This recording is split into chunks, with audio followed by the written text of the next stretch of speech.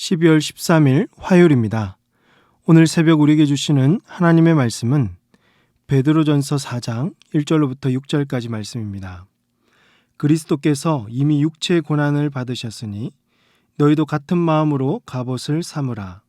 이는 육체의 고난을 받은 자는 죄를 그쳤음이니 그 후로는 다시 사람의 정욕을 따르지 않고 하나님의 뜻을 따라 육체의 남은 때를 살게 하려 함이라.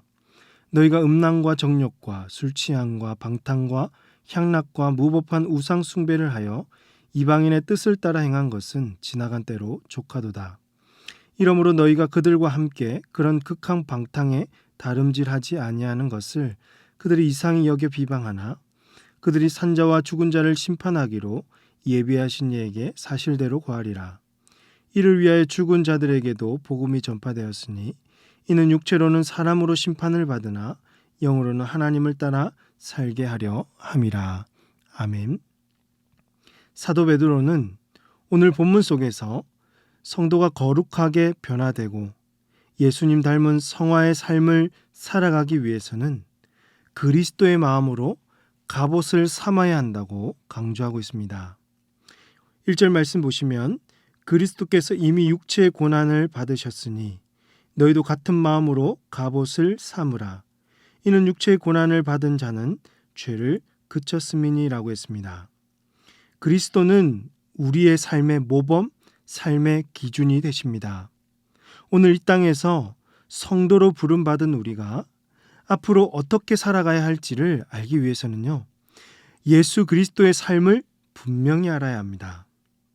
그런 예수님은 이 땅에 오셔서 어떤 삶을 살아가셨죠? 그분은 죄가 없었습니다.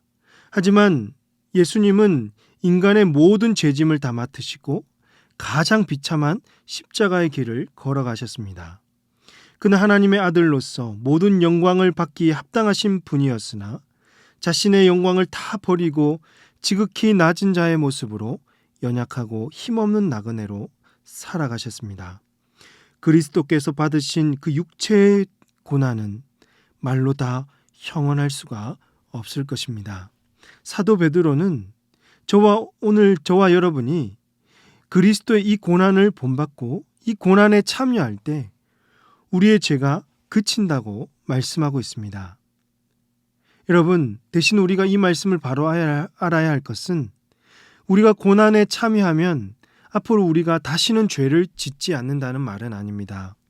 우리는 이 땅에 살면서 주님께서 다시 오시지 않는 한 결코 죄에서 자유할 수는 없습니다. 그럼에도 불구하고 우리가 죄에 그친다는 말은 그리스도의 고난에 우리가 참여하게 되면 이제는 더 이상 죄의 노예로 살지 않고 죄의 종노릇 하지 않는다는 말이겠죠.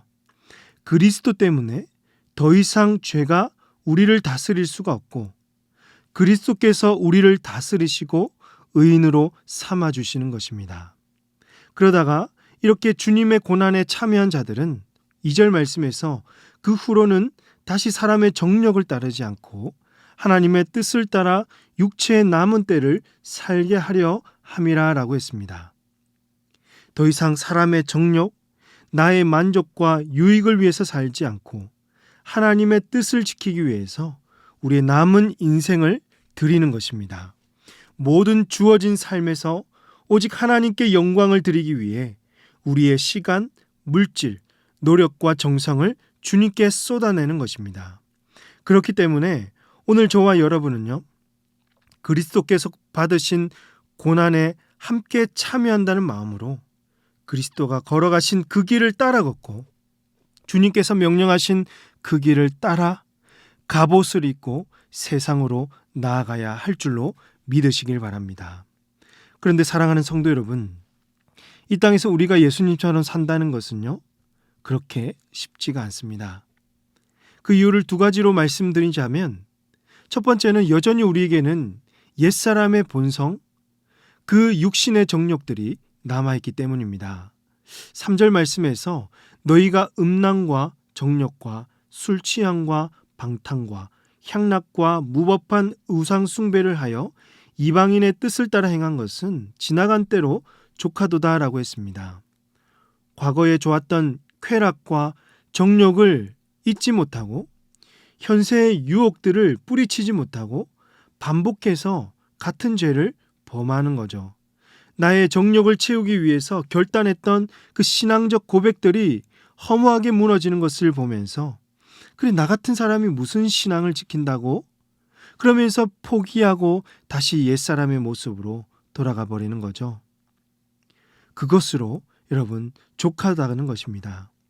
두 번째 이유로 예수님처럼 거룩하게 살고자 하나 우리 주변에서 가만히 내버려 두지 않기 때문에 예수님처럼 살기가 쉽지 않습니다.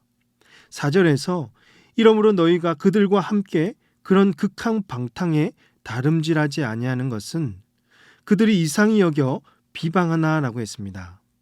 예수님을 만나고 이전의 모습을 정리하고 거룩하게 살아보려 하지만 우리 주변에서 너 같은 사람이 무슨 신앙을 가진다고? 저는 심지어 예수한테 친구를 빼앗겼다라는 말을 듣기도 했습니다. 그만큼 세상 사람들은요, 우리를 미련하게 보고 비방하고 부질없는 듯이 보기 시작할 때 우리는 쉽게 흔들리고 인내하기가 쉽지 않다는 것이죠.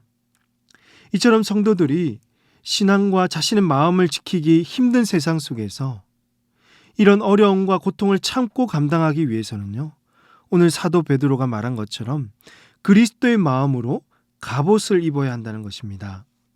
그리스도께서 이미 우리보다 더 큰 고통을 당하시고 우리의 모든 어려움을 아시기 때문에 나의 작은 고난과 어려움은 주님께 맡겨야 할 것입니다.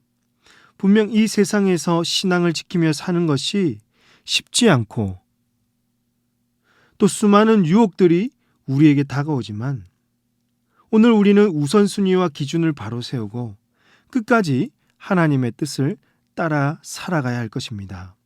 어떠한 경우라도 세상과 타협하지 않고 믿음과 용기를 가지고 내가 만난 예수님을, 내가 들은 복음을 자랑할 수 있어야 하는 것입니다.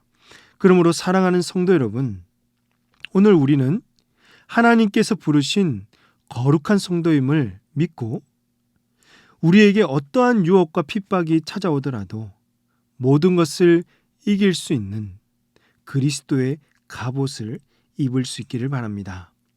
더 이상 옛사람의 방식과 이방인의 뜻을 따르지 말고 그걸로 족한 줄 알고 하나님의 뜻을 따라 거룩한 성도의 변화와 결실이 우리 삶 가운데 풍성하게 맺힐 수 있기를 주님의 이름으로 축복합니다.